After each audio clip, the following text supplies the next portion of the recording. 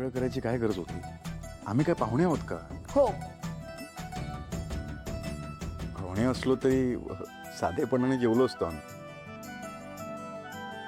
Superhero, तुम्ही आमच्या घरी पहिल्यांदा आले असतात, मग एवढं तर झालंच पाहिजे ना. आणि तुम्ही मला त्या रतनच्या गुंडांपासून किती वेळ वाचवलं असतं, आणि ते तर आईसाठी, म्हणजे आम्हा सर्वांसाठी गुरुकुलाचं सील सोडून जेल मध्ये गेले असतात ना. म्हणून तुम्हाला फक्त थँक्यू म्हणून काय उपयोग? म्हणून एवढ्या मोठ्या सुपरहिरो साठी एवढं तर झालंच पाहिजे ना. आई, मी आणि ओवी नंतर जेवतो. सुपरहिरो सोबत बाबा बसतील जेवायला. चालेल ना तुला? बरं ठीक आहे.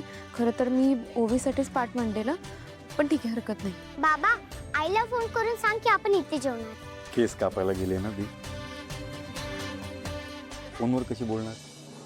नंतर सांग. अरे मला माहितीये, पण जर ती आली की तुझी वाट बघत बसेल ना. ती तुझ्याशिवाय जेवत नाही. आणि तू जर तिला फोन नाही केलास तर ती बिचारी उगाच उपाशी राहील. नंतर सांगतो. माझी तयारी झाली आहे, तुम्ही बसा, मी जेवण वाढते.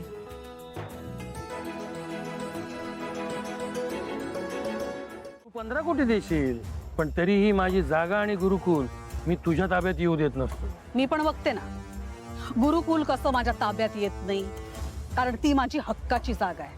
तुला ती जागा सोडावी लागणार, कारण कोर्ट आमच्या बाजूने निर्णय देणार हे मला चांगलं माहिती. कोर्ट निकाल लावणार. कधी रे पण? किती महिने लागतील, किती वर्ष लागतील त्यासाठी?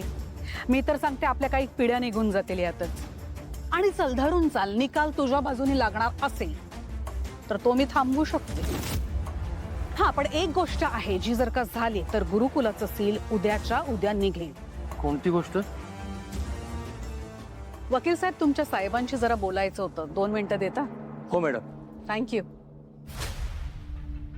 तुझ्या लेकीला सांगून ठेव, तिने तिचा शब्द पाळला नाहीये. ती अजूनही भेटतीये सारंगला, आधी सुद्धा भेटलीये. हे बघ, सावलीने काही केलेलं नाहीये. ही जेव्हा ओवीला भेटली ना, तेव्हा तिला माहिती नव्हतं की ओवी सारंगची मुलगी आहे. उगाच खोटे नाटे आरोप लावायचे नाहीत तिच्यावर. तुम्ही खोटं बोलताय, तिला सगळं माहितीये. चल याच्या आधीचं सोड, आजचं काय? आजचं काय म्हणजे? काय झालं आज? तिने माझ्या सारंगला घरी बोलवले जेवायला आज. काय? शक्यच नाही. सावली का बोलवेल त्याला जेवायला आमच्या घरी? फोन लाव ना, फोन लाव तिला, स्वतः विचार.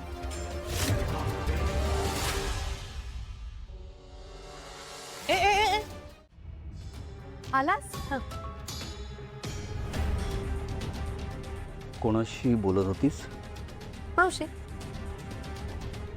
मी तुला सांगितलं ना तिची तब्येत जरा बरी नव्हती रे, तर तेच केअरटेकरला सांगत होते व्यवस्थित लक्ष दे, काळजी घे. आणि काय हॉस्पिटलमध्ये? हॉस्पिटलमध्ये नाही, डिस्चार्ज मिळाला ना. चल भेटायला जाऊ. चल चल चल चल. अरे तिची केअरटेकर तिला कुठे घेऊन गेली आहे मला एक्झॅक्टली नाही माहीत. मी फक्त एक बाई दिली आहे तिच्यासोबत, जी तिची काळजी घेईल, कारण मला तिथे थांबणं. मावशी आहे ना तुझी? माझी सख्खी मावशी नाही आहे, ती खूप दूरची मावशी आहे. कोणासमोर खोटं बोलते कळतंय का तुला? शुभ्राला शाळेत सोडायला तू गेलीच नव्हतीस, दिवसभर गायब होतीस. विक्रमगडच्या सिव्हिल हॉस्पिटलमध्ये खंड्या आहे ऍडमिट, हे फक्त तुला माहिती होतं आणि तो गायब झाला. हा योगायोग नाहीये मोनिका. मग काय म्हणणं तुझं? तुझा खंड्या गायब झाला, त्याला मी गायब केलं? हा, तू किती खोटारडायस रे. एकदा म्हणतोयस की तो बेशुद्ध, एकदा म्हणतोस तो क्रिटिकल आहे. काय ते? मी बेशुद्ध म्हटलंच नाही. क्रिटिकल कंडिशन मध्ये बोललेलास म्हणजे बेशुद्ध? मग बेशुद्ध म्हणजेच क्रिटिकल कंडिशन. हे खंड्या वगैरे प्रकरण सगळी तुझी माणसं आहेत. त्याचा माझ्याशी, माझा त्याच्याशी कसलाच काहीच संबंध नाहीये. तर तो गायब झाला, कुठे गेला, काय झालं हे मला नाही माहित. मला नको विचारूस. मोनिका, हे जे काही चालवलंयस ना ते बंद कर. खंड्या गायब होण्यामध्ये तुझा जर हात असेल ना, किंवा माझ्या पाठीमागे तू मला क्रॉस जायचा प्रयत्न जरी केलास ना, तरी माझ्यासारखा भयानक वाईट माणूस तुला जगामध्ये सापडणार नाही.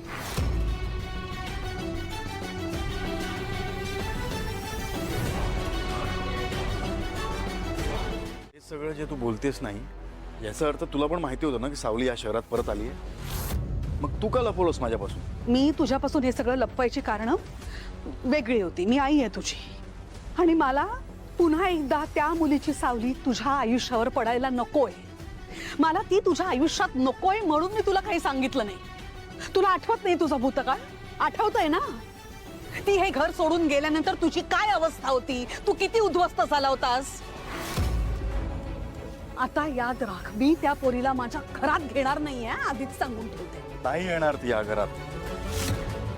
लग्न झालं तिचं, सुखी आहे तिच्या संसारात. घ्या तूच बघ, तिने लग्न सुद्धा केलं, तुला विसरली. तूच म्हणतोयस ना सुखी संसार करते ती आता, आणि तू काय करतोयस? जरा डोळे उघडून बघ काय चाललंय ते. तू अजूनही तिच्या आठवणींमध्ये झुरतोयस, हो ना? बास झालं ना, प्लीज विसर तिला. आणि एकदा नाही, दोनदा नाही, मी 10 वेळा बजावून सांगितलंय, प्लीज लग्न कर, सुखी होशील, संसाराला लाग परत. हे बघ आई, मी एकदा तिला भेटलोय स्वतःहून, आणि बाकीच्या वेळेला जेव्हा आमची भेट झाली आहे तो निवळ योगायोग होता. ठीक आहे, मग योगायोगाने सुद्धा तिला कसं भेटायचं नाही, तिला कसं टाळायचं ते तू बघ. हं? पण तिची काळी आणि अशुभ सावली माझ्या लेकाच्या आयुष्यावर मला पडायला नकोय. Is that clear?